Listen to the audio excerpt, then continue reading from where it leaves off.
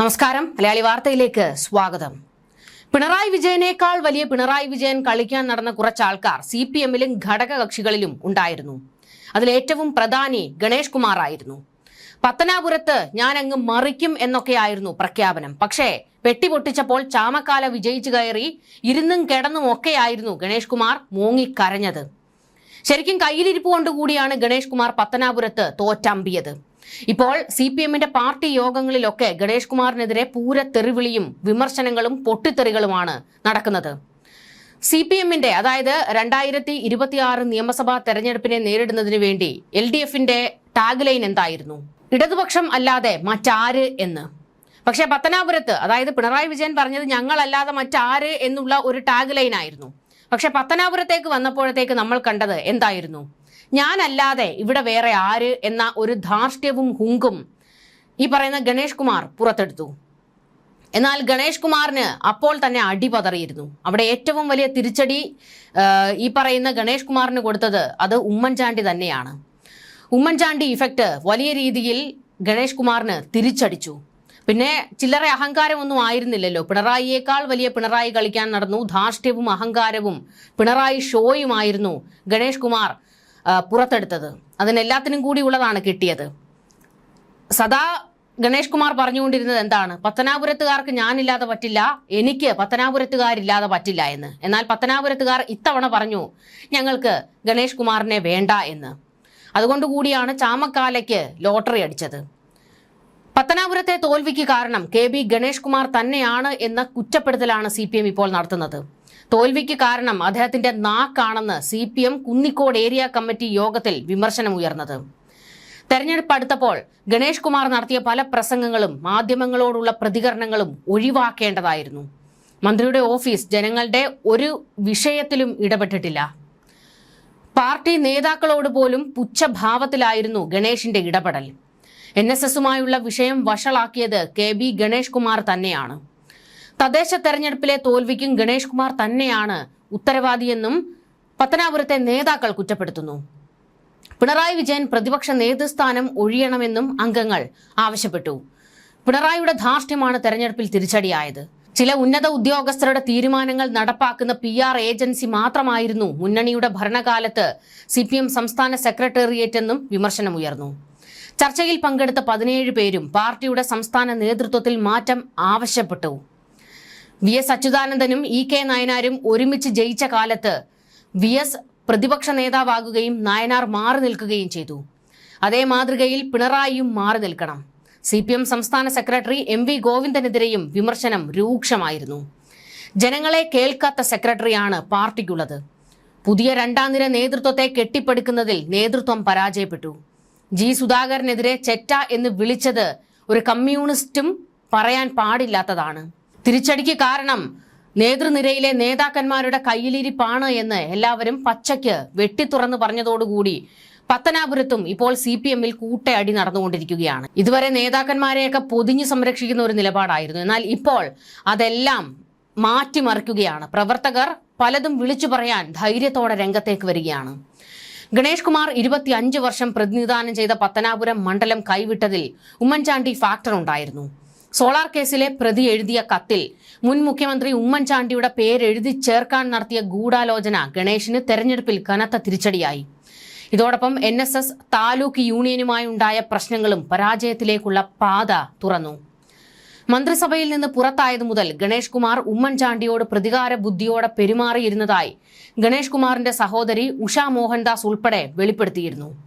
ഉമ്മൻചാണ്ടിയെ കുടുക്കാൻ സോളാർ കേസിലെ പ്രതി എഴുതിയ കത്തിൽ 4 പേജുകൾ കൂട്ടിച്ചേർത്താണ് ആരോപണങ്ങളിൽ മറ്റൊന്ന്. കേസ് ഇപ്പോൾ Kottarakkara judicial first class magistrate കോടതിയുടെ പരിഗണനയിലാണ്. തെരഞ്ഞെടുപ്പ് കഴിയും വരെ കേസിലെ തുടർ നടപടികൾ നിർത്തിവെക്കണമെന്നാവശ്യപ്പെട്ട് ഗണേഷ് കുമാർ നൽകിയ ഹർജി കോടതി തള്ളിയിരുന്നു. തെരഞ്ഞെടുപ്പ് പ്രചാരണ വേളയിൽ ചാണ്ടി ഉമ്മൻ കോൺഗ്രസ് സ്ഥാനാർത്ഥിയായ ജ്യോതികുമാർ ചാമക്കാലയ്ക്ക് വേണ്ടി പ്രചാരണത്തിന് ഇറങ്ങിയിരുന്നു. മാങ്കോട് നടന്ന രാഷ്ട്രീയ വിശദീകരണ യോഗത്തിൽ സോളാർ കേസിൽ ഉമ്മൻചാണ്ടിയെ കുടുക്കി ഗണേഷ് കുമാർ ഇടതുപക്ഷത്തേക്ക് ചേക്കേറുകയായിരുന്നുവെന്ന് ചാണ്ടി ഉമ്മൻ വെളിപ്പെടുത്തി. ഉമ്മൻചാണ്ടിയോട് ഗണേഷ് കുമാർ ചെയ്ത അനീതികൾ മകൻ എണ്ണി എണ്ണി പറഞ്ഞതും വോട്ടർമാർ ഏറ്റെടുത്തു. ഈ മനുഷ്യൻ നീതിമാനായിരുന്നുവെന്ന അടിക്കുറിപ്പോടെ ഉമ്മൻചാണ്ടിയുടെ ഫ്ലെക്സ് ബോർഡുകൾ മണ്ഡലത്തിലാകെ കോൺഗ്രസ് ഉയർത്തുകയും ചെയ്തിരുന്നു. തെരഞ്ഞെടുപ്പ് അടുത്ത കാലത്തായിരുന്നു പത്മ കഫേയുമായി ബന്ധപ്പെട്ട് NSS പത്തനാപുരം താലൂക്ക് യൂണിയൻ ഭാരവാഹികളും ഗണേഷ് കുമാറും തമ്മിലുള്ള അകൽച്ച തുടങ്ങിയത്. ഗണേഷിന്റെ വിജയത്തിൽ നിർണായക ഘടകമായിരുന്ന NSS പിന്തുണ ഇത്തവണ കാര്യമായി ലഭിച്ചില്ല. തെരഞ്ഞെടുപ്പ് പ്രചാരണ വേളയിൽ തന്നെയായിരുന്നു ഗണേഷും ഭാര്യ ബിന്ദു മേനോനുമായി ബന്ധപ്പെട്ട വിവാദങ്ങൾ ഉണ്ടാകുന്നത്. ഇതും വോട്ടർമാർക്കിടയിൽ ചർച്ചയായി. എന്നാൽ മണ്ഡലത്തിൽ വർഷങ്ങളായി നടത്തിയ വികസനവും KSRTCയിൽ കൊണ്ടുവന്ന മാറ്റങ്ങളെല്ലാം മുൻനിർത്തി വിവാദങ്ങളെ മറികടക്കാനായിരുന്നു ഗണേഷ് കുമാറിന്റെ ശ്രമം. ഗണേഷിന്റെ പരാജയം ബാധിക്കുന്നത് കേരള കോൺഗ്രസ് B എന്ന രാഷ്ട്രീയ പാർട്ടിയുടെ ഭാവിയെ കൂടിയാണ്. നിയമസഭയിൽ പാർട്ടിക്ക് പ്രാതിനിധ്യം ഇല്ലാതായി. തദ്ദേശ സ്ഥാപനങ്ങളിൽ മാത്രം പ്രാതിനിധ്യമുള്ള പാർട്ടിയായി മാറുകയും ചെയ്തു. ഇവരുടെ ഏറ്റവും വലിയ പ്രതിസന്ധി ഇനി തിരിച്ച് കോൺഗ്രസിലേക്ക് കയറാൻ കഴിയില്ല എന്നുള്ളതാണ്. കേരള കോൺഗ്രസ് എമ്മിന് പോലും വരും കാലത്ത് വേണമെങ്കിൽ കോൺഗ്രസുമായി വീണ്ടും UDFുമായി കൈകൊടുക്കാം. പക്ഷേ കേരള കോൺഗ്രസ് Bക്ക് പ്രത്യേകിച്ച് ഗണേഷ് കുമാറിന്റെ നേതൃത്വത്തിലുള്ള സംഘത്തിന്, ഗണേഷ് കുമാറിന് ഈ B ഗ്രൂപ്പിലുള്ളവരെ പിന്നെ എടുത്താലും ഗണേഷ് കുമാറിനെ തിരിച്ചെടുക്കാൻ കോൺഗ്രസോ UDFോ തയ്യാറാകില്ല. കാരണം ഉമ്മൻചാണ്ടിയെ ചതിച്ചവൻ എന്ന ഒരു പേര് അത് കൃത്യമായി ഗണേഷ് കുമാറിന് വീണ് കിട്ടിയിരിക്കുകയാണ്. ഇനി എന്തായാലും 5 വർഷം പ്രതിപക്ഷത്ത് തന്നെ ഇരിക്കേണ്ടി വരും. ഗണേഷ് കുമാറിനെ സംബന്ധിച്ചിടത്തോളം ഇനി MLA കസേരയുമില്ല. അതുകൊണ്ട് തന്നെ നിയമസഭയിലേക്ക് അടുക്കാനും കഴിയില്ല. മൊത്തത്തിൽ അടപടലം ഭരണം പോയി 8 നിലയിൽ പൊട്ടി നിൽക്കുകയാണ് ഗണേഷ് കുമാർ. ഗണേഷ് കുമാറിന്റെ കയ്യിലിരിപ്പ് തന്നെയാണ് തോൽവിക്ക് കാരണം എന്നുള്ളത് 100% ശരിയാണ്.